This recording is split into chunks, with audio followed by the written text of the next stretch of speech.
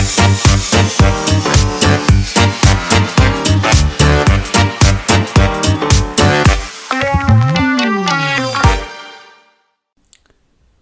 joli mot du jour, aujourd'hui, privauté. Dear listeners, it's tea time.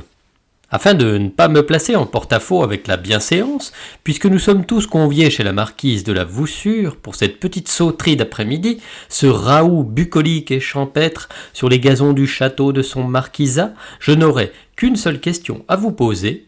Avez-vous déjà privauté ? Mais qu'il est con.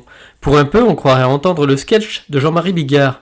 Vous vous souvenez ? C'était celui intitulé « Les expressions ». Il imaginait que son personnage pensait qu'il existait le verbe « boire le thé ». Tu viens boire le thé à la maison ? Je boirlote, tu boirlotes, il boirlote, nous boirletons, vous boire le thé, il boirlote. Alors, si Bigard l'a osé, pourquoi ne pourrais-je pas moi-même inventer le verbe « privauter » ? Parce qu'il n'existe pas, c'est un fait ? Mais quoi ? Je suis quand même bien en droit de m'autoriser quelques libertés, non mais... C'est quand même moi l'auteur, dites. Et je ne sais pas si bien dire, vous allez voir. Privauté est un nom féminin apparu au XIIIe siècle en France. D'ailleurs, il est plus couramment employé au pluriel, des privautés plutôt qu'une privauté. À ce sujet, ouvrons une brève parenthèse. Jouons ensemble à découvrir des mots qui, eux, ne s'emploient qu'au pluriel. Vous avez des idées ? Comme je n'ai pas le temps, en 3 minutes, de vous laisser réfléchir, je m'accorde les privautés de vous en servir quelques-uns sur un plateau. Aguet, alentour, armoirie, art, anal, condoléances, confins, décombre, dépens, doléances, ébat, entrailles, environ, frais, fiançailles, funérailles, gens, gravats, honoraires, matines, menstrues, mœurs, obsèques, pierreries, prémices, représailles, rillettes, sévices, ténèbres. Ouf ! Essayez de les employer au singulier. Vous constaterez que ça ne fonctionne pas. Si d'aventure, vous en avez d'autres, écrivez-moi poste restante au bureau le plus proche de chez moi. Si j'ai le temps, j'irai récupérer votre missive. Ou, plus simple, écrivez-moi un email.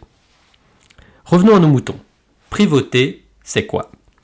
Souvent, dans un contexte amoureux ou galant, cela signifie adopter des manières trop hardies, avoir des paroles, des gestes audacieux, voire inconvenants.